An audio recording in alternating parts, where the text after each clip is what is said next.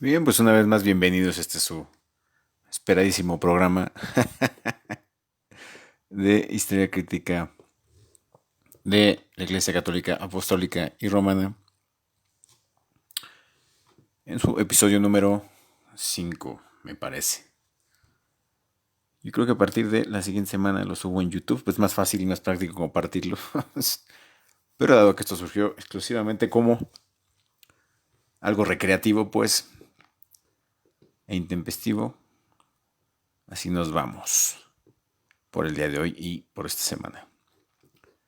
Nos quedamos entonces con la caída de Roma y cómo el papado queda entonces como un representante del gobierno imperial, ahora localizado en Bizancio, la capital del Imperio Romano de Oriente, quien es quien sucede al Imperio Romano de Occidente como el poder administrativo y militar, y también se lleva parte de el poder de la fe, del poder de la Iglesia católica. Pero aquí es donde viene entonces un punto de quiebre, porque va a haber en este momento, a partir del 473 después de Cristo y hasta la actualidad, el catolicismo se parte en dos. El católico ortodoxo o cristiano ortodoxo de Oriente, que abarca desde Grecia hasta Rusia, y el católico apostólico y romano de Occidente, que abarca de Roma hasta Asia prácticamente, ¿no? El, la corona española se encargó de difundir el catolicismo en gran parte del mundo gracias a sus conquistas. Esta etapa será conocida como el papado bizantino o el papado bajo el resguardo del imperio bizantino. Y aunque aparentemente no hay mucho que decir aquí al respecto, hay ciertos puntos que repercuten totalmente y enteramente en el catolicismo de hoy en día. Uno de los puntos más prácticos, más tangibles en la actualidad, pues es la forma en la que se dan las misas, la forma en la que está organizado el clero católico y algunas cuestiones respecto de la operatividad, vamos a llamarle así, que va a tener ya la Iglesia como institución en Europa, en la Europa occidental que conocemos, que va a fungir entonces como sigue fungiendo más bien como un ente diplomático entre todos los pueblos de Europa, asimismo estos pueblos de Europa con el imperio bizantino, y la Iglesia Católica entonces va a ser esta bisagra que eh, lleve enteramente, vamos a decirlo, la palabra del emperador a los pueblos de Europa y la palabra de los pueblos de Europa al emperador en Oriente. Cabe mencionar que para estas épocas había tres papas: el de Roma, el de Sicilia y el de Grecia, o bueno, el de Bizancio. Y cabe mencionar que todos los papas de Bizancio eran de origen griego, y que también casi todos los papas romanos, o bueno, de la ciudad de Roma, que eran nombrados también desde el oriente, tenían este origen griego, que también estaba el papa de Sicilia, que también era de origen griego.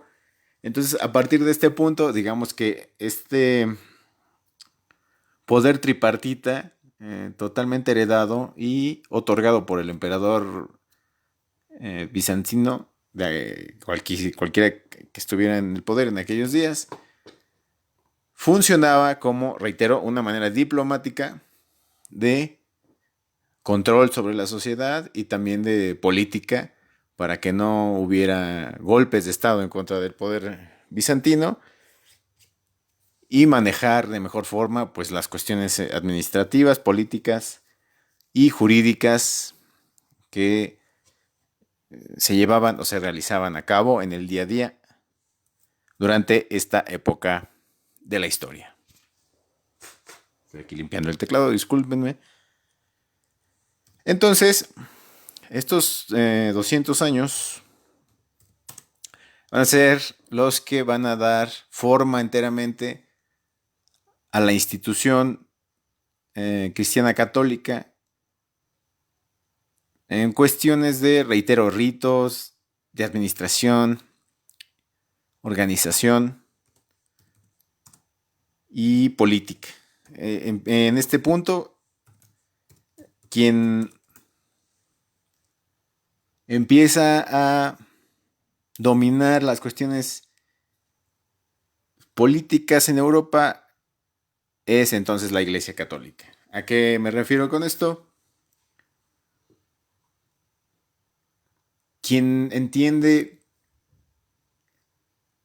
que el poder de Dios en la tierra está en el poder de la política, es la Iglesia Católica de Occidente. Al fin de cuentas, al ser herederos de toda la administración romana, del Imperio Romano de Occidente, vaya estas cuestiones, y al estar el Imperio Romano de Oriente tan lejos de Roma, era difícil entonces que hubiera una continuidad de lo que se dictara en Oriente y se aplicara en Occidente. Más sin embargo, como lo mencioné en episodios pasados, en Occidente ya se habían forjado los pueblos y culturas bajo la idea cristiana, bajo el concepto católico y bajo la figura de Cristo. Y aquí viene un par de aguas importante para la iglesia que conocemos actualmente. Es en estos años donde se va a dar una guerra plástica o guerra iconoclasta por la figura de Cristo. Van a venir las primeras representaciones del Cristo barbado y crucificado que conocemos actualmente, que se van a dar en Bizancio en un primer término. De hecho, muchos historiadores del arte consideran que el arte moderno contemporáneo comienza en el Imperio Bizantino y analizan el arte bizantino como tal. Y estas cuestiones se trasladan entonces al hemisferio occidental del imperio. Y Roma decide apropiarse de esa imagen del Cristo iconoclasta, la combina con esta tradición latina que se tenía. No es renuente a los santos, a diferencia de las cuestiones ortodoxas, donde no se permiten santos o figuras de santos. Y entonces es en esta etapa donde se da ya la representación plástica de la religión. Se empieza ya a hacer representaciones de cómo serían los santos y de cómo sería un Cristo. Recordemos que aquí ya hay varios santos por cuestiones del martirologio, quienes pelearon por la Iglesia Católica y murieron en el intento. Entonces, ya tenemos aquí dos puntos principales por los cuales la Iglesia Católica Apostólica y Romana se convertirá en el monstruo que conocemos hasta la actualidad. Se va a empezar ya a dar el término simbólico, iconoclástico, simbólico plástico. El poder político empieza a cobrar una forma muy importante. Y el poder también de las letras. El papado en Roma entiende que es mediante el aprendizaje de los evangelios y los testamentos, y ahora sí que de saber leer y escribir se da cuenta que puede manejar de mejor forma tanto su poder como a sus lacayos enteramente, como a sus fieles creyentes, vamos a llamarlo de esa manera. Y entonces empiezan a sistematizar estas cuestiones de la creencia en el Dios único, en el Dios absoluto y en su Hijo el Cristo y en el Espíritu Santo. Ya está más estructurado, ya está más en forma, ya no necesitaban los concilios, ya necesitan hacer más concilios, más bien, ya no necesitaban juntarse para definir estas cuestiones, ya estaban definidas. ¿Qué era lo que detenía en estos tiempos a la Iglesia Católica? Pues el Imperio Romano de Oriente. Era lo que los tenía ahí obstruyéndoles el paso. Y además las reformas que implicaban esta etapa del papado bizantino, que es más conocido como la dinastía Justiniana, ¿no? Que va del 518 al 602, que abarca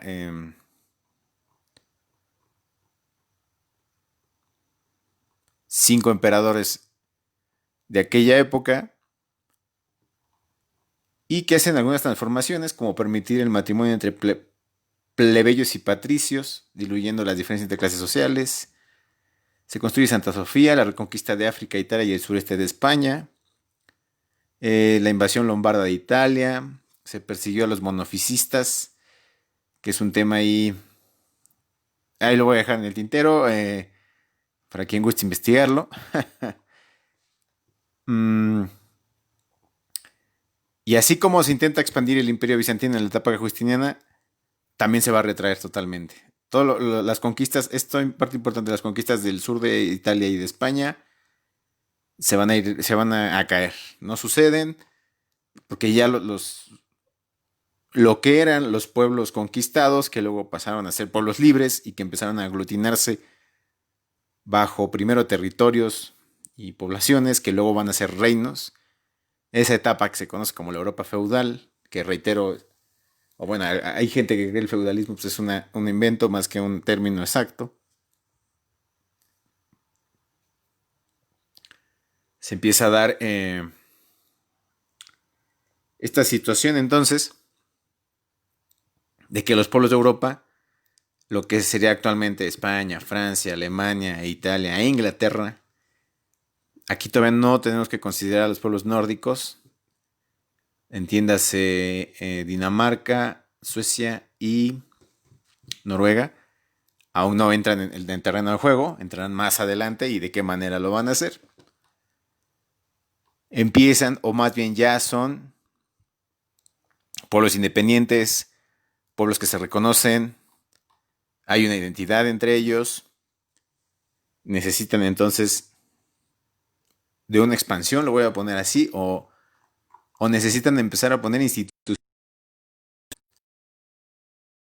Estos mismos pueblos se, se logran asentar ya de una manera más formal, lo voy a poner en esas perspectivas, y entren en este terreno por el poder y el dominio de territorios que, como lo marcan algunos teóricos del Estado, si no hay un reconocimiento del pueblo hacia un Estado, automáticamente el territorio en el que viven queda libre, ¿no? O sea, si no hay un Estado que proteja un territorio, ese territorio sigue siendo libre para que alguien más llegue y lo haga, lo proteste a su nombre, jurídicamente, lo escriba y a su vez haya una sociedad que reconozca ese territorio como un Estado soberano y reconozca además que hay leyes en ese Estado que aplican hacia quienes aceptan vivir en ese territorio bajo las nuevas leyes del Estado al cual se ha reconocido.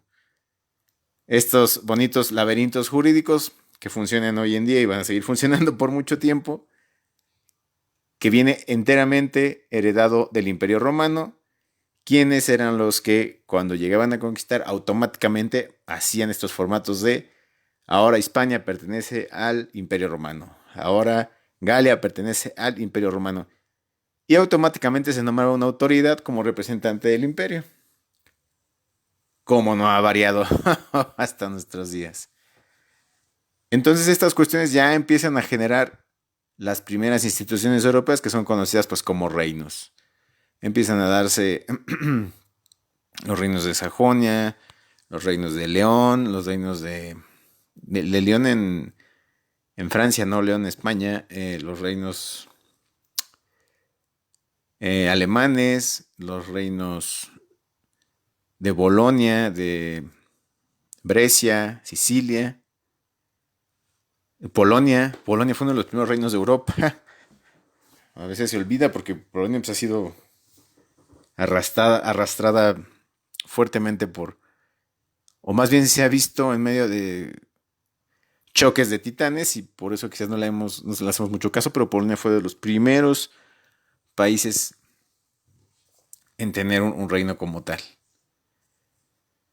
Entonces ya se empieza a configurar pues lo que va a ser la Europa medieval. A esta parte, a este inicio de el papado bizantino, que va del 473, para el caso europeo del 473 hasta el siglo X aproximadamente, con las primeras cruzadas, se le conoce como Alta Edad Media, y es esta parte de feudalismo, imperios, o bueno, feudalismo, reinos, papados, guerras entre reinos, invasiones, conquistas externas, cruzadas, hasta la salida de los moros de España. Hasta ahí terminaría toda la Edad Media, que se divide, reitero, en Alta Edad Media, que es del siglo V al siglo X, y luego la Baja Edad Media, que es del siglo X al siglo XV. Esas son las medidas que se toman para estas épocas que estamos analizando. Entonces, se da esta etapa del papado bizantino, donde, reitero, se sientan las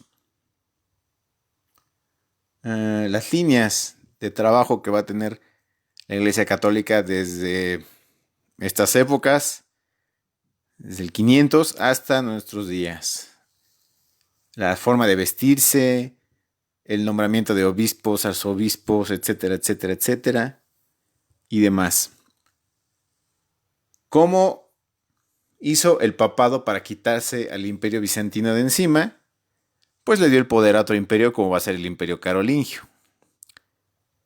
Pero ese va a ser tema de una cápsula para el día de mañana, porque por sí mismo necesitamos ver la configuración del imperio de Carlomagno. Y asimismo luego vamos a ver cómo a la caída de Carlomagno se fundamenta el Sacro Imperio Romano Germánico, aproximadamente por ahí del siglo X. Y además tenemos que ver la irrupción del Islam en el 632 después de Cristo, las invasiones vikingas en el 793 después de Cristo, y ya de ahí nos vamos a lanzar a lo bueno, a lo que me gusta, en lo que algún día me quise especializar, pero ya luego vi que era bastante trabajito y ya me eché para atrás, ¿no? Las cruzadas las vamos a tratar aquí, como no. No voy a darle mucho tiempo a las cruzadas, debería de traerle unos 2 o 3 o 5 capítulos, porque es un tema que a mí me gusta mucho, pero eso será quizás más adelante. Porque quiero llegar al punto del surgimiento de las órdenes monásticas militares y su evolución en la institución católica. Las órdenes monásticas militares, entiéndase los teutones, entiéndase los hospitalarios, obviamente los templarios y algunos otros caballeros de esa misma estirpe, fueron órdenes de religiosos radicales que pelearon en las cruzadas y que hicieron muchísimo poder, muchísimo dinero, al simplemente darles protección a todos los peregrinos que iban hacia Tierra Santa, y además de que no respondían a ningún rey, pero sí respondían al papado. Entonces eso los volvía gente o órdenes muy poderosas encima de los reinos. O sea, poder era total para estas órdenes, ya que tienen el poder papal de su lado y no tenían por qué responder a ninguna sociedad. Además de que se dedicaron también a hacer préstamos y construcciones importantes, adquirieron mucho poder en Jerusalén. Y entonces de estas órdenes monásticas militares, que van a surgir hasta el siglo XI más o menos, en el 1110 aproximadamente, que es cuando llegan los primeros cruzados a Jerusalén, se va a dar todo este lapso, van a ir cayendo hacia el 1200, hacia el 1300, fue algo rápido, entre comillas lo voy a poner, y de estas órdenes es que surgen lo que nosotros ya conocemos, ya es más próximo a nosotros, las órdenes mendicantes, las órdenes seculares, etcétera, etcétera, jesuitas, dominicos, franciscanos, agustinos, el que usted me diga, margaritas descalzas, etcétera, etcétera, etcétera, son enteramente raíces de estas órdenes monásticas militares que vendrán muchísimo tiempo después, 500 años después, de este papado bizantino, del cual les estoy hablando, que se sentaron las bases para el poder de la Iglesia Católica. Entonces, esto solo fue una cápsula breve. El día de mañana vamos a hablar del Imperio Carolingio. Y el miércoles del Sacro Imperio Romano Germánico. El jueves nos vamos con la erupción del Islam. Y el viernes vamos a cerrar con lo que está de moda, que son las invasiones vikingas. Y quiero que analicemos de antemano cómo se va transformando un continente en 500 años. Cómo Europa pasa de un imperio absoluto, como era el Imperio Romano, pasa a un imperio que era aún más grande que el Imperio Romano, como es el Imperio Bizantino, pero que no tiene tanta influencia porque estaba partido, reitero, y porque tenía esa piedra del papado romano ahí, haciéndole sombra al emperador bizantino de aquellas épocas. Y además se van a enfrentar el Imperio Bizantino con esta independencia de los pueblos europeos, la unidad de los mismos, los conflictos internos, y cómo estos pueblos europeos respondían exclusivamente a la iglesia romana, no tanto a la iglesia bizantina. Y vámonos con otros datos curiosos. Durante esta época, los papas eran griegos, reitero, salvo, espérenme, tenía aquí el dato, salvo que ya lo perdí. En fin. Pero bueno, la ruptura definitiva con el papado de Bizantino o de Bizancio se va a dar hasta el 732. Ya cuando el Imperio Carolingio estaba con todo el poder en Europa y pues Roma no necesitaba ya más del poder de Bizantino. De la mano de León III es de quien se lleva a cabo esta ruptura ya total con el Imperio Bizantino, que no volverá a conjuntarse nunca más y que perdura hasta la actualidad en términos de iglesias, porque en términos de imperio, pues después Bizantino será invadido por los turco-otomanos, pero mantendrá todavía ese punto de imperio bizantino que llegará hasta nuestros días. Bueno, no hasta nuestros días. A principios del siglo XIX todavía existirá un remanente del imperio bizantino en lo que es el imperio austrohúngaro.